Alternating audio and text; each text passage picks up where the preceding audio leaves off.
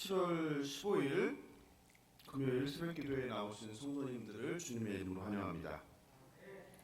찬송가 301장 지금까지 지내온 것 함께 찬송하시면서 새벽기도회를 시작하겠습니다. 찬송가 301장입니다. 지금까지 지내온 것 주의 크신 은혜라 한이 없는 주의 사랑 어찌 말하랴 작게나 주의 손님 항상 살펴주시고 모든 일을 주 안에서 형통하게 하시네. 몸도 마음도 연약하나 새 힘받아 살았네.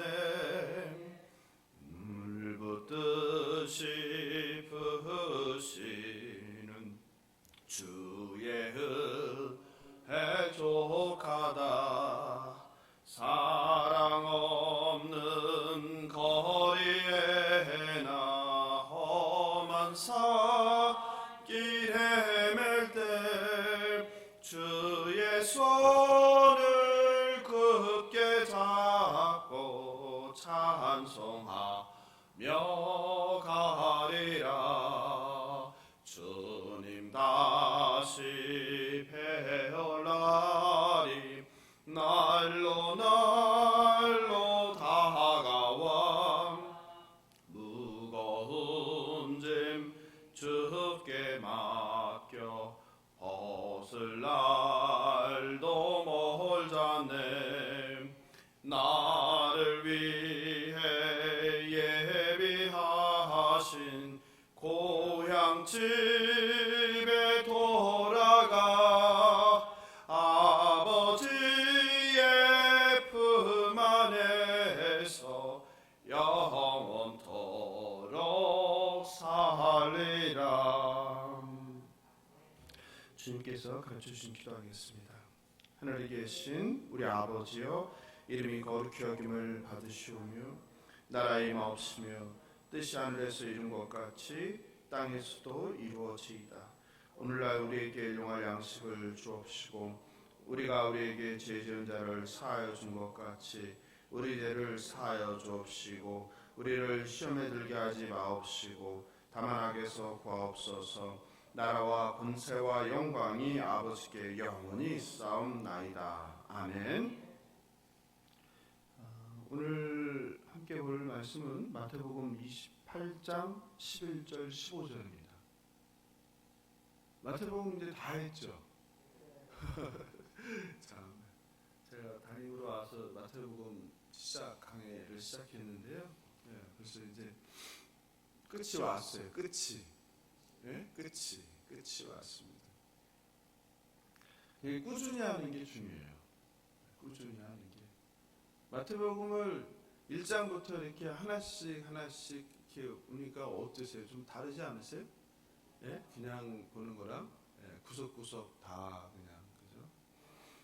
그래서 96회 오늘이 96회 그리고 이제 오늘 저녁에 97회 그리고 일요일날 이제 98회 하면 끝나게 되네요.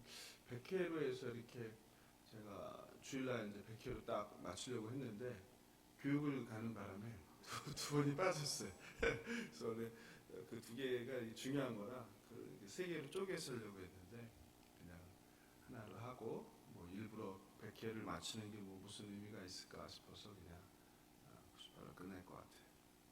함께 보겠습니다. 11절 15절 교독하겠습니다.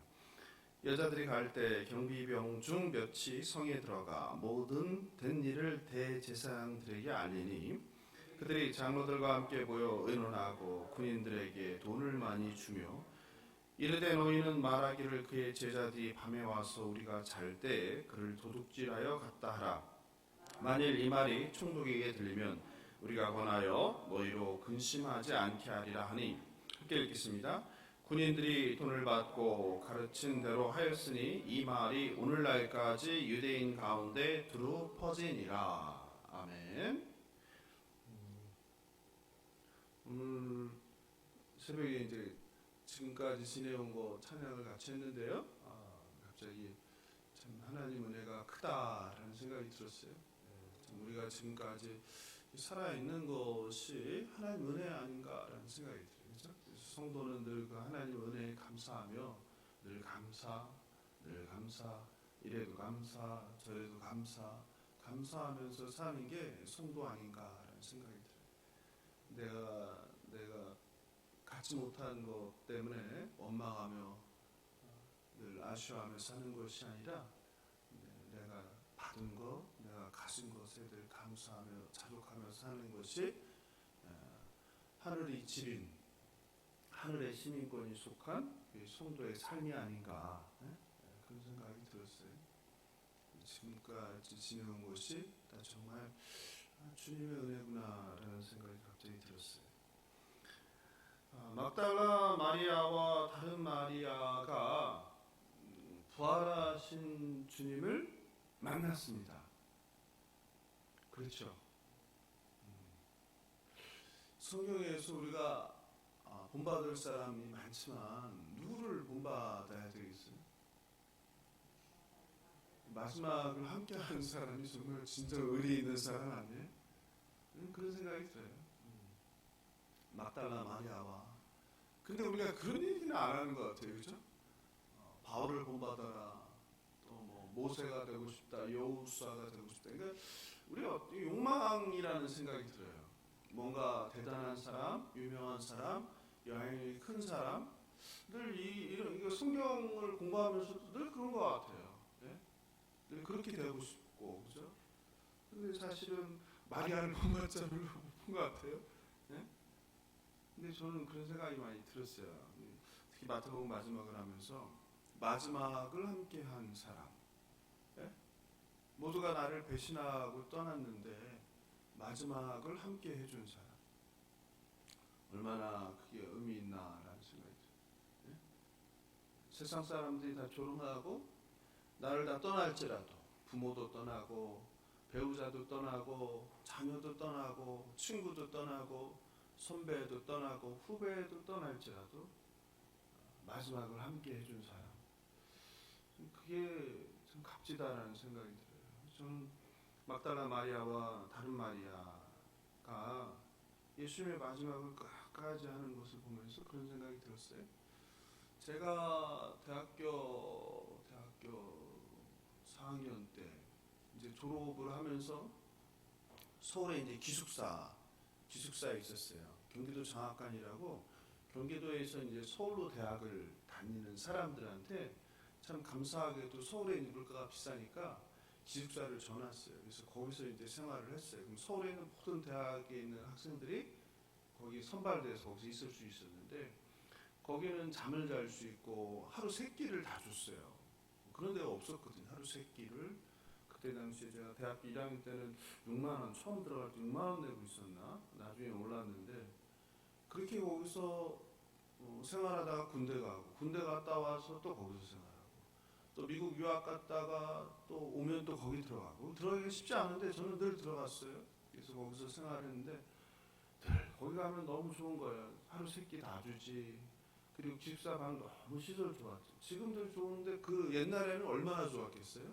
지금이야 뭐 더 좋은 데가 많이 생겼지만 하루 3끼 다 주지.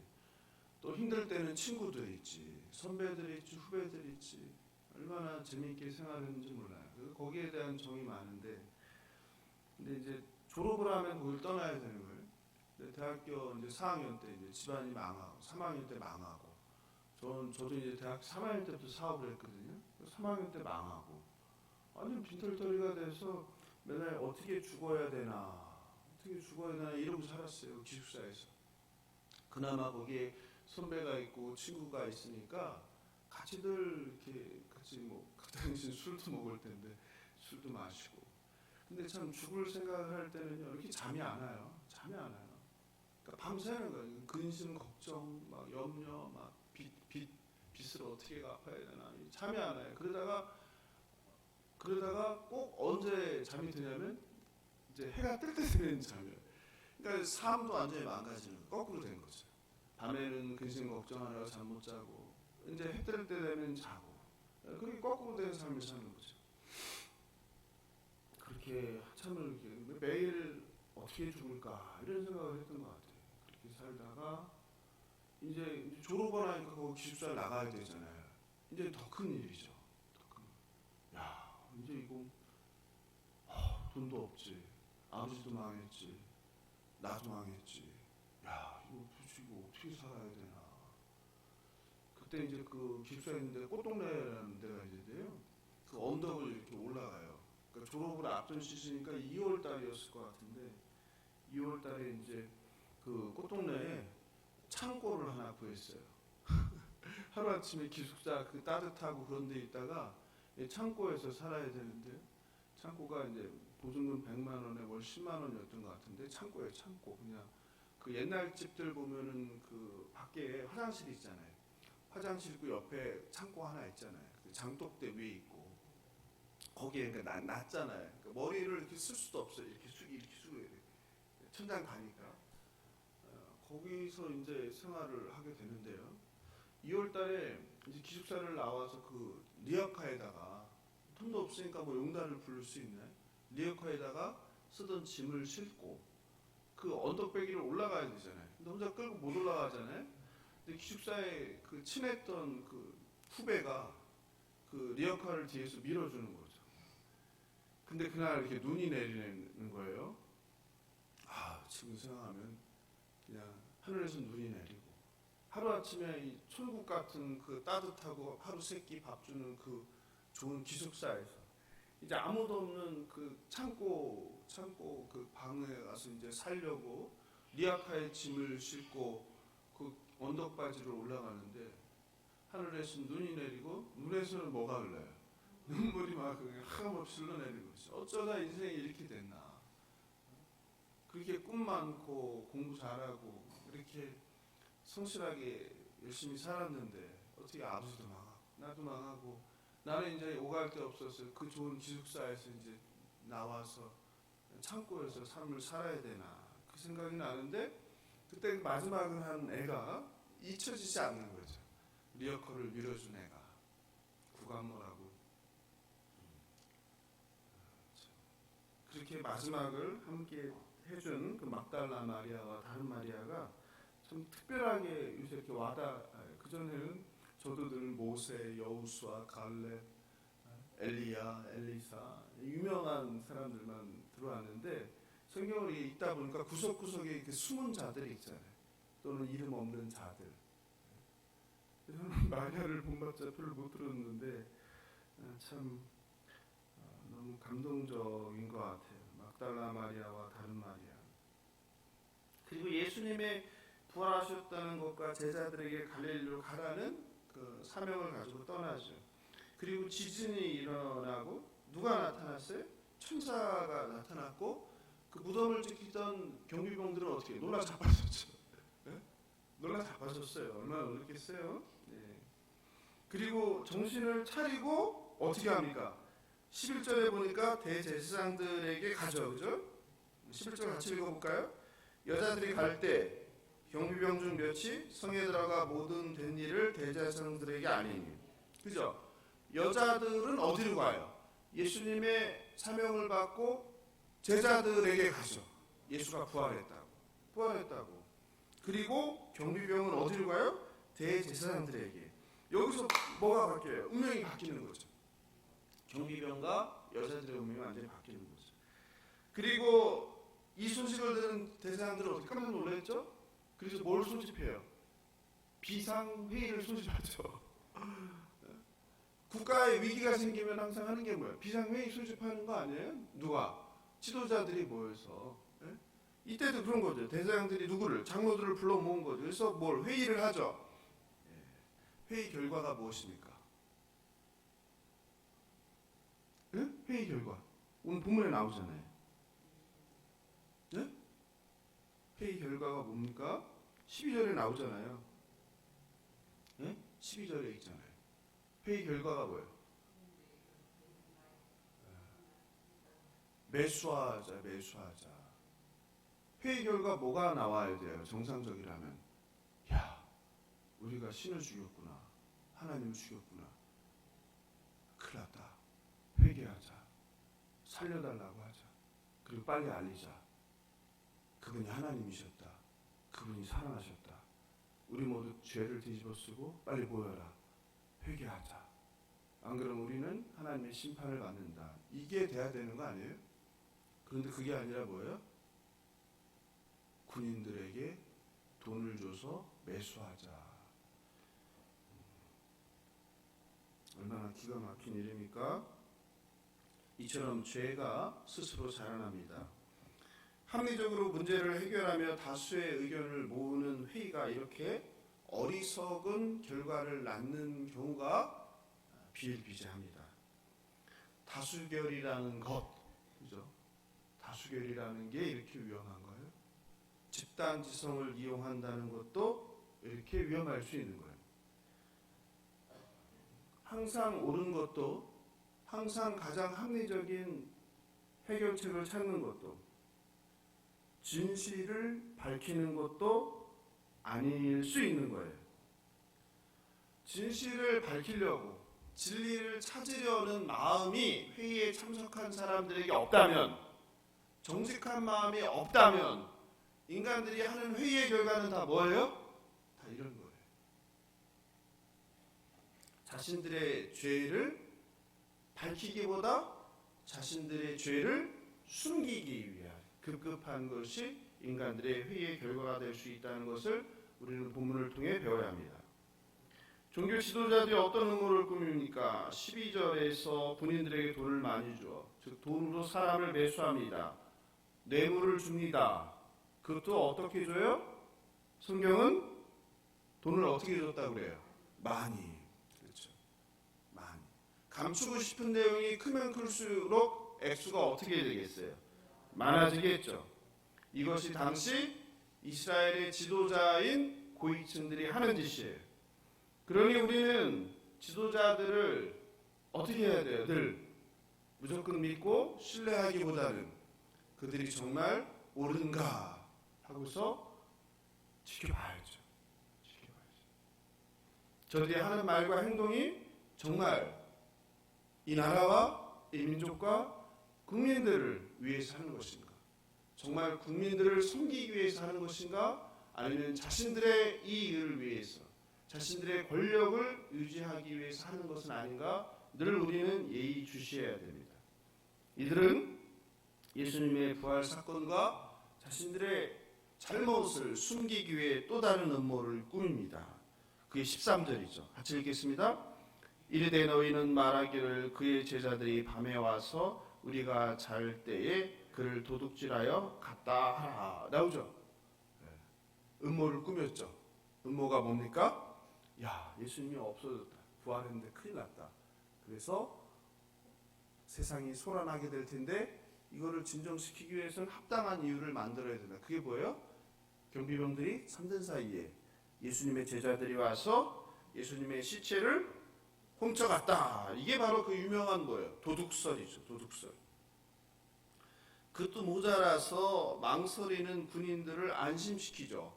군인들에게 뭐라고 안심시킵니까? 돈을 많이 줬지만, 돈을 많이 받았지만 불안해해요. 그러니까 또 이번에 뭐라고 해요? 걱정 마라. 뒷일을 걱정하지 마라. 우리가 책임진다. 행여라도 이 일이 밝혀지면 군인들은 어떻게 해요? 큰 징계를 받겠죠. 그러니 누구에게? 빌라도에게 우리가 얘기해 놓겠다. 걱정하지 마라. 우리 성경은 되게 어렵게 해놨는데요. 제가 쉬운 성경으로 14절을 읽어드릴게요. 14절 한번 보세요. 14절 말이 어렵죠. 이런 말이에요. 만일 이 이야기가 총독의 귀에 들어가더라도 우리가 잘 말해서 너희들을 구해주겠다. 이해되시죠? 예. 혹시라도 이 거짓말한 것이, 이 음모가 발각되더라도 너희들이 징계를 받거나 불이익을 당할 일이 없도록 우리가 처리할 테니까 걱정 말고 이렇게 하자. 이것은 또한 무엇을 의미합니까? 장로들과 대제사장들과 누가? 빌라도가 공범이라는 거죠. 이 정도를 이야기해서 무마시킬 수 있는 관계라는 것이죠. 실제로 십자가 처형에서 어떻게 했어요? 함께 했죠. 물론 빌라도는 예수가 죄가 없음을 알고 어떻게든 빠져나가려고 했지만 의미가 없는 일이죠. 그죠? 실제로 이러한 역사적으로 부활을 믿지 않는 사람들이 이런 도둑설을 제기했습니다. 그리고 더 심각한 것은 그들이 단순히 거짓말을 했거나 음모를 꾸몄거나 누군가를 돈으로 매수한 것으로 끝나지 않습니다. 이 일로 인해서 어떤 일이 벌어집니까? 수많은 사람들이 예수 그리스도를 믿을 기회를 박탈당하게 됩니다. 이걸 기억하셔야 돼요. 우리가 예수를 믿는다는 것은 무엇입니까? 예수가 그리스도 메시아라는 거죠. 예수가 하나님이라는 거죠. 예수가 하나님의 아들이라는 것이죠.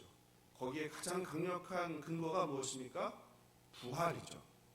부활입니다. 부활. 사람은 살아날 수가 없잖아요. 근데 죽은 예수가 살아났던 게 부활이잖아요. 근데 그 부활의 강력한 증거를 누가? 이들이 훼손했다는 거죠. 15절이죠. 15절을 같이 읽어보겠습니다. 군인들이 돈을 받고 가르친 대로 하였으니 이 말이 오늘날까지 유대인 가운데 두루 퍼지니라. 여기 굉장히 중요한 내용이 나오는데요. 오늘날까지는 언제예요? 지금이 어디예요? 네? 오늘날까지 동그라미 쳐주세요. 오늘날까지가 언제입니까?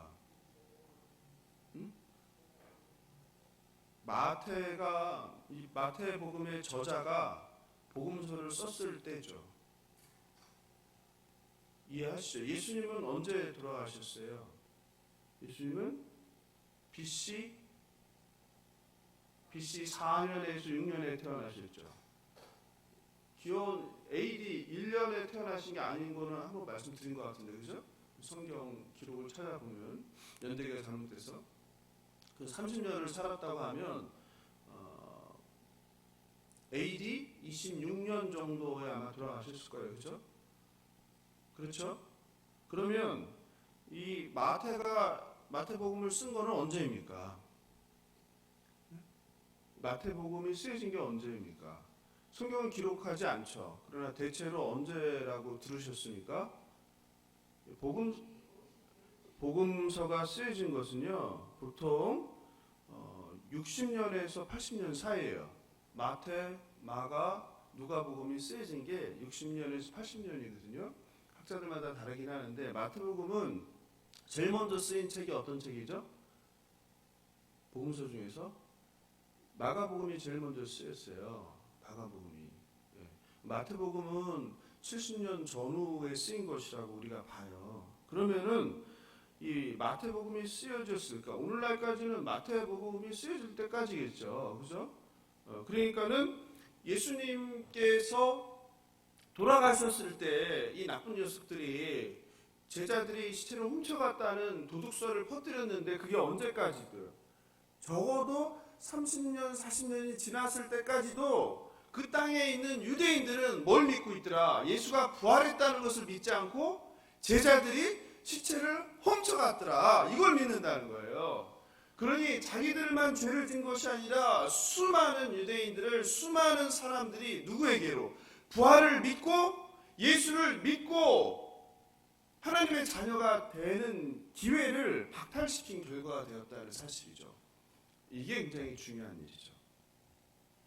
그런 생각이 어저께 갑자기 들었습니다. 성경을 준비하다가. 예수님의 여 제자들은 부활 소식을 전하기에 달려갑니다. 반면에 예수님의 대적자인 이스라엘의 종교 지도자들은 진실을 덮고 음모를 꾸미고 뇌물을 써서 사람을 매수합니다. 불의한 짓을 합니다. 그리고 예수가 부활한 것이 아니라 시체를 훔쳐갔다고 합니다. 안타깝지만 오늘날에도 이런 일은 계속됩니다. 국민의 안전과 생명을 담보로 정치인들과 기업인들과 그리고 언론인들이 한패가 돼서 공모합니다. 힘없고 가난하고 병든 그리고 돈 없는 국민들을 속입니다. 권력을 가진 자들, 정치인들, 검찰, 판사, 경찰, 그리고 돈을 가진 기업인들, 그리고 펜대의 힘을 가진 언론인들이 결탁하여 사실을 은폐합니다. 왜곡합니다. 사람들을 선동합니다.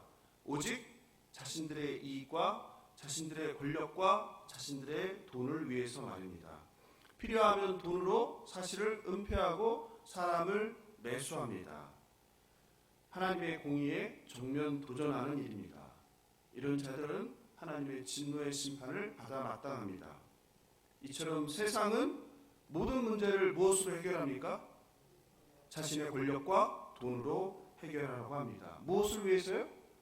자기들의 이익을 위해서. 다른 사람들의 생명과 다른 사람들의 이익은 안중에 없습니다. 돈이면 양심도 팝니다. 돈이면 거짓 증언도 합니다. 이렇게 세상은 가난하고 힘없는 자들을 지배하려고 합니다. 바라옵기는 돈과 힘의 유혹으로 양심을 파는 일이 없기를 바랍니다. 바라옵기는 여러분의 신앙을 돈과 바꾸지 말길 바랍니다. 말씀을 마무리합니다. 예수님은 말씀하신 대로 3일째 되는 날 다시 살아나셨습니다. 주님의 부활을 믿고 확신하는 저와 여러분 되기를 바랍니다. 부활은 그분이 하나님이시라는 것을 증거합니다. 사실을 거짓으로 은폐하거나 음모를 꾸미지 않게 바랍니다. 물질의 유혹에 넘어가 거짓 증인이 되지 않길 바랍니다. 남의 일이 아닙니다. 우리도 비록 힘은 없고 돈은 없고 하지만 일상생활에서 사람들의 관계 속에서 이런 음모를 꾸민 적이 있을 것입니다. 그런 일 없다고 해. 내가 그런 말 하지 않았다고 해. 사실을 밝혀서 용서를 구하고 하기보다 이런 식으로 뒤에서 모의하는 일이 인간사의 다반사로 일어납니다. 그것은 사회뿐만 아니라 교회에서도 마찬가지입니다. 바라옵기는 어떤 불이익과 신변의 위협이 있을지라도 정직하고 바른 길을 선택하는 저와 여러분 되길 바랍니다. 바라옵기는 하나님께서 기회를 주실 때 더 늦기 전에 악의 길에서 돌이켜서 하나님의 진노의 심판을 두려워하면서 회개하고 하나님의 자비와 긍휼을 구하는 저와 여러분 되면 좋겠습니다. 바라옵기는 여러분들이 악인의 길에서 돌아서서 생명의 길로 나아갈 수 있기를 예수님의 이름으로 축원합니다. 오늘 말씀 생각하면서 기도하면 좋겠습니다. 마지막까지 주님과 함께한 마리아와 다른 마리아를 우리가 본받는 우리 되게 하여 주시옵소서. 어떠한 상황에서도 물질의 유혹에 내 양심과 내 신앙을 팔지 않게 하옵소서. 예수의 부활을 믿고 확신하는 우리가 되게 하여 주시옵소서. 예수의 한번 부르고 기도하겠습니다. 예수여.